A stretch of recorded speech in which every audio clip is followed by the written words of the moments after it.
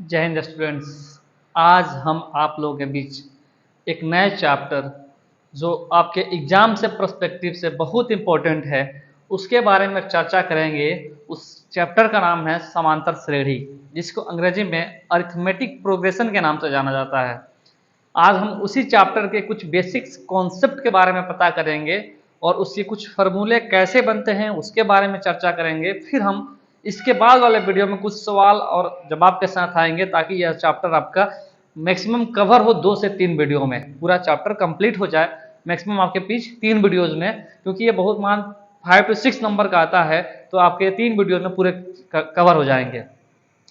तो देखिए, नाम बोल रहा है समांतर श्रेणी। सम अंतर श्रेणी मतलब एक सीरीज है। श्रेणी मतलब क्या होता है? एक सीरीज है जिसमें सम मतलब बराबर, अंतर मतलब जो डिफरेंस है, मतलब जो अंतर है बराबर हो, उसकी एक श्रेणी होगा, उसको हम समांतर श्रेणी कहेंगे। समांतर श्रेणी देखिए, संधि विच्छेद पढ़े होंगे आप हिंदी में, सम अंतर। तो सम जोड़ अंतर बराबर क्या हो जाएगा? समांतर। तो सम अंतर, सम मतलब होता है बराबर, अंतर मतलब जो डिफरेंस दोनों के बीच का जो लगाव है वो इक्वल हो, उसे हम समांतर श्रेणी के नाम से जाना जाता है। जैसे हम यदि हम इसको लिखेंगे तो संख्याओं की एक ऐसी सूची है, ऐसा सीरीज है, सीरीज ऑफ नंबर्स, जिसमें प्रत्येक पद अपने पद के निश्चित संख्या जोड़ने पर आता है, जिसमें जो इसका प्रीवियस टर्म है नेक्स्ट टर्म में सेम जो अंतर है, सेम जो डिफरेंस है उसको जोड़ने पे प्राप्त होता है। एग्जाम्पल के थ्रू समझिए, बोल रहा है 1 2 3 10 10 10। 1 2 3 एक है, उसमें एक जोड़ा 2 प्राप्त हुआ, 2 में एक जोड़ा 3 प्राप्त हुआ, 3 में एक जोड़ा 4 प्राप्त हो गया। ऐसे ही क्या हो गया, फर्दर आगे जाएगा। दूसरा एग्जांपल समझिए, 2 4 6 8 एंड 20। 2 4 6 8 एंड 20। अब देखिए इसमें क्या है, पहला पद क्या है 2, फिर उसमें क्या जोड़ा हमने 2 प्लस 2 इज इक्वल टू 4, फिर 4 में 2 जोड़ा 6, फिर 6 में 2 जोड़ा 8। हमें क्या जोड़ने पे, एक सेम चीज, सेम अंतर का एक संख्या जोड़ने पर हमें वो पूरा सीरीज प्राप्त हो जाता है, इसीलिए हम उसे समांतर श्रेणी के नाम से जानते हैं। तो ये समांतर श्रेणी का एग्जांपल से समझ गए। 2 एग्जांपल बताए मैंने से 1 2 3 4 5 dash dash dash 2 4 6 8 10 dash dash dash. तो जो पहला एग्जांपल है उसमें एक निश्चित संख्या है, एक निश्चित डिफरेंस जो एक है, उसके जोड़ने पे हमारा पूरा सीरीज प्राप्त हो जाता है। दूसरा जो संख्या है वो है 2 4 6, इसमें क्या है कि एक निश्चित संख्या 2 जोड़ने पर पूरा सीरीज प्राप्त हो जाता है, इसीलिए हम इस संख्याओं की सूची को समांतर श्रेणी या समांतर सूची के रूप में जानेंगे। अगर कोई पूछ दिया तुमसे कि क्या यह समांतर सूची है, 1 3 4 2 6, क्या यह समांतर श्रेणी है, क्या सम अंतर श्रेणी है? तो आप बताइए, 1 और 3 के बीच में 2 का डिफरेंस है, इसके बीच में 1 का डिफरेंस है, इसके बीच में 2 का डिफरेंस है, इसके बीच में 4 का डिफरेंस है। क्या यह सीरीज को पूरा कर रहा है?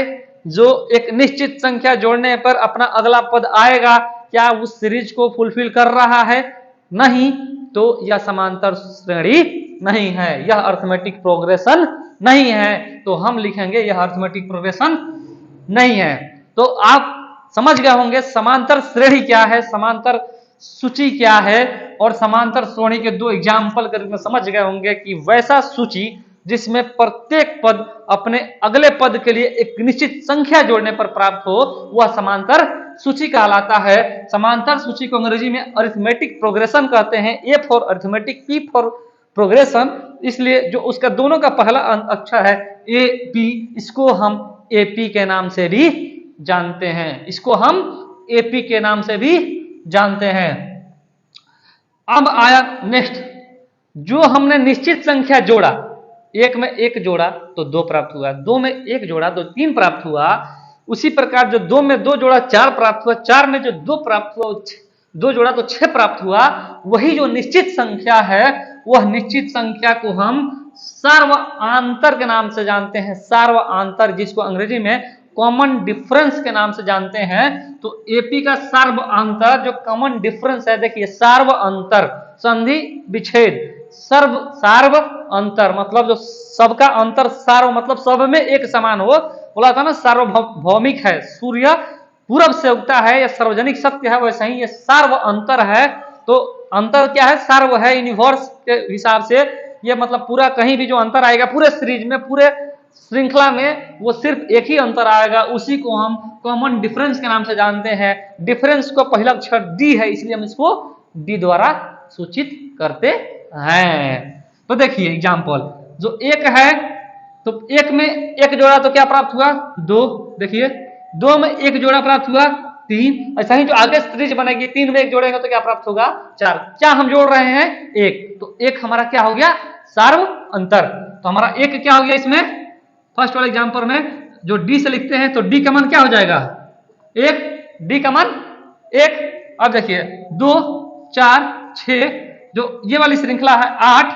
तो हम इसको कैसे प्राप्त हो रहा है? देखिए 2 2 + 2, सब में क्या जोड़ रहे हैं? 2। क्या ऐड कर रहे हैं? 2 ऐड कर रहे हैं। तो क्या हमारी नेक्स्ट सीरीज प्राप्त हो रही है? तो जो 2 जोड़ ऐड कर रहे हैं, जो 2, उस 2 को हम क्या डिनोट करेंगे? डी से। तो डी क्या होगा? जो दूसरा एग्जाम्पल है उसका सर्वांतर क्या होगा?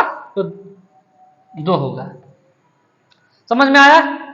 देखिए अब तो अगला टर्म बोल रहा है, इस श्रृंखला के, इस सूची के जो प्रत्येक टर्म है उसको हम पद के नाम से जानते हैं, जिसको हम ए द्वारा डिनोट करते हैं। कैसे डिनोट करते हैं सर?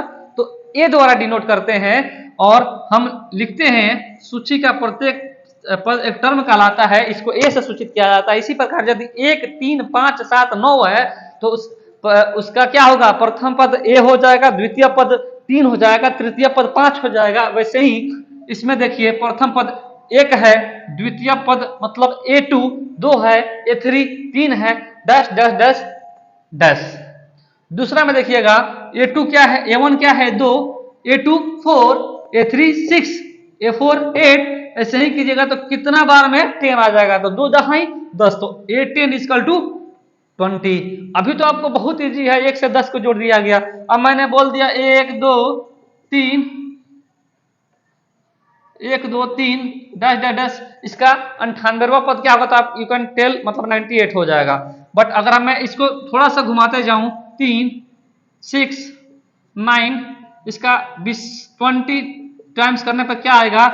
इसी सवाल के जवाब के लिए हम एपी की पूरी पढ़ाई करते हैं, ताकि कोई पूछे 2 4 6 8 10 20वां पद क्या होगा, तुरंत एक फार्मूला, छोटा सा फार्मूला लगाएंगे और उसका आंसर प्राप्त कर लेंगे। तो इस वीडियो को पूरे अंत तक देखिए, इसको हमारे कॉन्सेप्ट ऑफ मैथमेटिक्स चैनल को लाइक सब्सक्राइब और शेयर कीजिए खूब से खूब, ताकि ये जितने भी बोर्ड के एग्जाम है, जितने बोर्ड एग्जाम में जितने क्वेश्चन आ रहे हैं सारे यहाँ डिस्कस होंगे। जितने भी क्लास 10th के बच्चे हैं उनके पास ये हमारा वीडियो पहुंचे, ताकि वो बेनिफिटेड हो सके। अब हम बोलते हैं एपी का जो व्यापक रूप हुआ, एपी का व्यापक रूप, जैसे मैंने द्विघात समीकरण का इसके पिछले वीडियोस में पढ़ाया था, द्विघात समीकरण का व्यापक रूप क्या होता है, वैसे ही एपी का भी व्यापक रूप है। कैसे पहचानेंगे कि एपी है? तो हमने बताया था एक संख्या क्या है, जुड़ती है, समान संख्या जुड़ती है। तो मान लिया कि प्रथम पद ए है, तो प्रथम पद हम लिख देंगे ए, ये लिखा है प्रथम पद क्या हो गया? ए। तो जो समान संख्या जोड़ रहे हैं वो क्या है? डी। क्या है? डी है ना, डी जिसको हम अंतर बोलते हैं, सार्वंतर बोलते हैं। तो हम पहला हो गया ए, ये हो गया ए प्लस डी। तो दूसरा में क्या होगा? अब देखिए ए प्लस डी में फिर डी जोड़ना है, ए प्लस डी होगा, तो हम डायरेक्ट लिख देंगे ए प्लस 2डी। अब ए प्लस 2डी है तो अगला क्या होगा? ए प्लस 2डी प्लस एक बार फिर डी जोड़ेंगे तो ए प्लस 3डी। समझ में आ रहा है? ऐसा ही क्या होगा? ए प्लस 4डी, ए प्लस 5डी, डैश डैश डैश। तो हमें क्या मिल गया? इससे एपी का व्यापक रूप प्राप्त हो गया। समझ में आया? एपी का व्यापक रूप। अब हम समझते हैं थोड़ी सी है, एपी का कितने प्रकार के होते हैं arithmetic, how many types of arithmetic progression? There are 2 types of arithmetic progression, one is called finite arithmetic progression and second is infinite arithmetic progression. परिमित समांतर श्रेणी, अपरिमित समांतर श्रेणी, जिसमें पदों की संख्या काउंटेबल हो उसे हम परिमित बोलेंगे, और जिसमें सूचियों की संख्या काउंट नहीं हो उसे अपरिमित बोलते हैं। जैसे कि देखिए 2 4 6 डैश डैश डैश 20, ये क्या है? पता है कि लास्ट में क्या आएगा हमारा? 20, मतलब इसकी तो काउंटिंग है, तो ये हमारा हो जाएगा finite arithmetic progression. If don't know the last number then it will called infinite arithmetic progression. Example 1 2 3 dash dash dash. मुझे जहां तक एहसास है कि आप लोग ये वीडियो पूरी तरह समझ पाए होंगे। देखिए फिर से समझाता हूं। अर्थमेटिक प्रोग्रेशन बोल रहा है सम अंतर श्रेणी।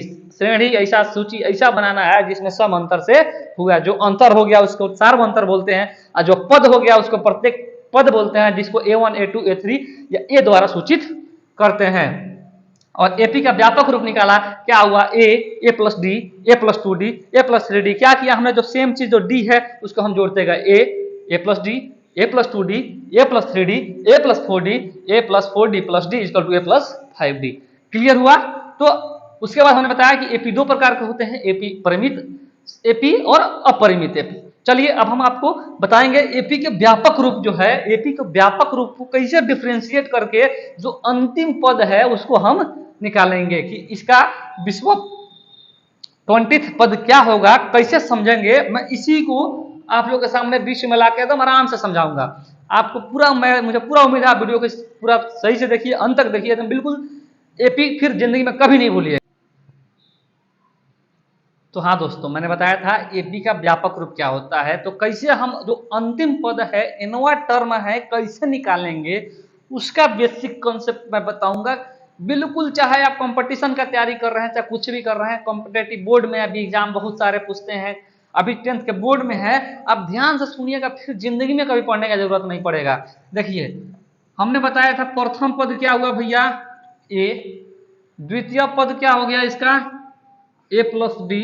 तृतीय पद, तो हम तीसरा पद अगर लिखें, थर्ड टर्म क्या है इसका, third term A plus 2D, A plus 2D। तो देखिए तो भाई ए प्लस तीसरा पद है तो 3 माइनस 1 इंटू डी तीसरा पद है।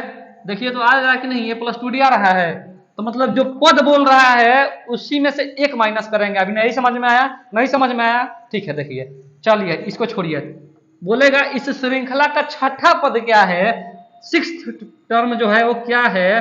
तो देखिए सिक्स्थ टर्म बोल रहा है ना, सिक्स्थ टर्म क्या है इसका, देखिए 1 2 3 4 5 6, ए प्लस 5D। तो हमने फिर क्या किया यहाँ पे, देखिए ए प्लस जो टर्म बोल रहा है उसमें से एक घटाना है। तो टर्म कौन सा बोल रहा है, सिक्स्थ, तो 6 माइनस 1 इंटू जो सार्व अंतर है उससे हमें गुणा करना है। तो देखिए तो ए प्लस 5D निकला, ए प्लस 5D निकल गया। नहीं समझ में आया, फिर से देखिए, आप प्रैक्टिस कीजिएगा। चौथा टर्म बोला, फोर्थ टर्म, फोर्थ टर्म। तो देखिए आई 1 2 3 4, फोर्थ टर्म। तो जो टर्म बोल रहा है उसमें से एक घटाना है। प्रथम पद प्लस पर चौथा पद बोल रहा है, तो 4 माइनस 1 इंटू डी इन बराबर ए प्लस 3D निकल के आया। देखिए तो भाई निकल के आ गया, समझ में आया। ऐसे ही समझिए, बिल्कुल समझिए, कॉन्सेप्ट से समझिए, ताकि पूरा जिंदगी को कभी फॉर्मूला याद करने की जरूरत ना पड़े। छठा पद बोला तो 6 में से एक घटा के निकाल दिया, 5 6 माइनस 1 किया। फोर्थ टर्म पूछा तो 4 माइनस 1 किया। अगर पूछ दिया nth टर्म क्या होगा, तो भाई nth टर्म में भी हम n माइनस 1 करेंगे। nth में टर्म में भी क्या करूंगा मैं, n माइनस 1। अगर 10th टर्म में 10 माइनस 1, तो इसी प्रकार जो nth टर्म है, nवा पद है, उसमें भी मैं n माइनस 1 करूंगा। देखिए फॉर्मूला कैसे निकलता है। तो एपी का अंतिम पद यदि an है, तो हम जो उसका अंतिम पद है कैसे निकालेंगे, तो a प्लस क्या है, n, क्या है, n। तो अंतिम पद में से एक घटा देंगे इंटू डी, ये हमारा फॉर्मूला निकल गया। समझ में आया।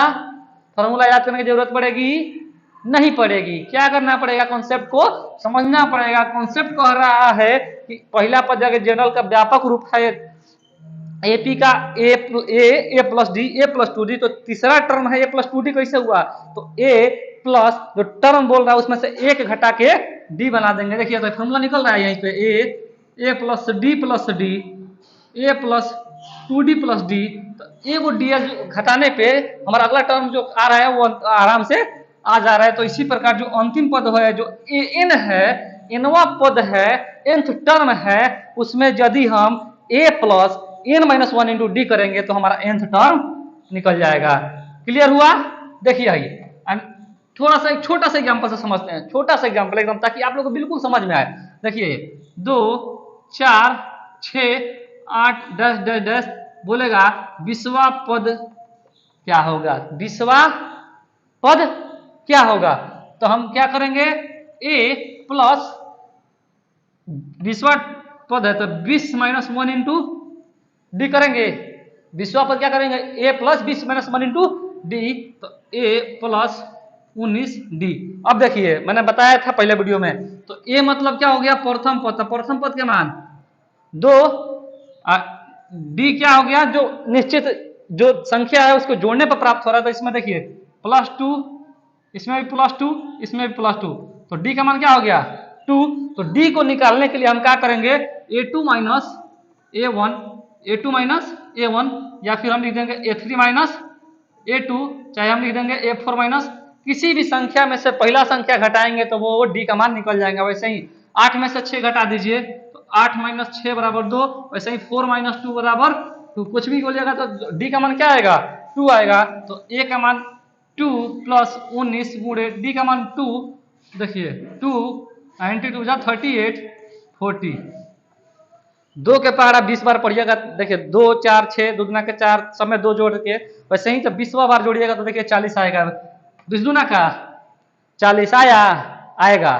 तो ऐसे ही निकालने के लिए अगर जब भी पूछे एनवा पद कैसे निकालना है तो क्या आपको कभी जरूरत पड़ेगी फॉर्मूला याद करने की, बोल रहा एनवा पद एन में से 1 माइनस इंटू डी, एनवा पद एन माइनस 1 इंटू डी, पांचवा पद 5 minus 1 into D, 6 term 6 minus 1 into D, उसमें प्रथम पद को जोड़ देंगे, हमारा आंसर अंतिम पद आ जाएगा। तो आज हम आपको जो बेसिक कॉन्सेप्ट है उसको बताया, एपी के व्यापक रूप का जो एनवा टर्म है, nth टर्म है, उसको कैसे निकालेंगे। कभी कभी क्या करेगा, बोल देगा कि 20वां पद 40 है तो उसका प्रथम पद निकालिए, तो उसी प्रकार जो n का मान 40 दे देगा, ये नहीं दिया है तो n माइनस 1 तो d का मान पद दिया है तो आराम से निकाल सकते हैं।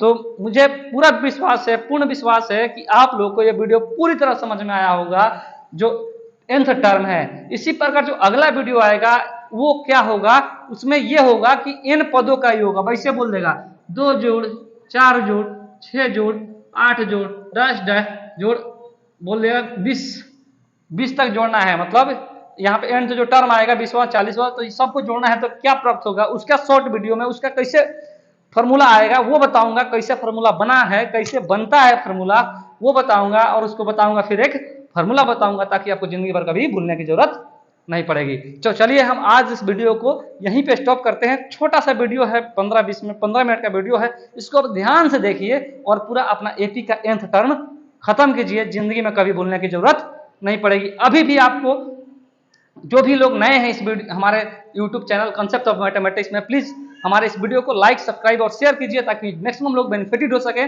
चाहे वो कोई बोर्ड का एग्जाम देने वाला हो, चाहे कोई कंपटीशन की तैयारी करने वाला होगा, परीक्षा का जो कंसेप्ट है, बेसिक कॉन्सेप्ट है वो यहीं से पूछता है। तो बेसिक कॉन्सेप्ट अगर आप कंपटीशन की तैयारी करें तो बेसिक कॉन्सेप्ट में मेरे फोकस कीजिए, बेसिक कॉन्सेप्ट वाले सारे वीडियोस देखिए ताकि आप मैक्सिमम बेनिफिटेड हो सके और अपने एग्जाम में बढ़िया से मैथमेटिक्स का सारे क्वेश्चन को आंसर दे सकें। जय हिंद।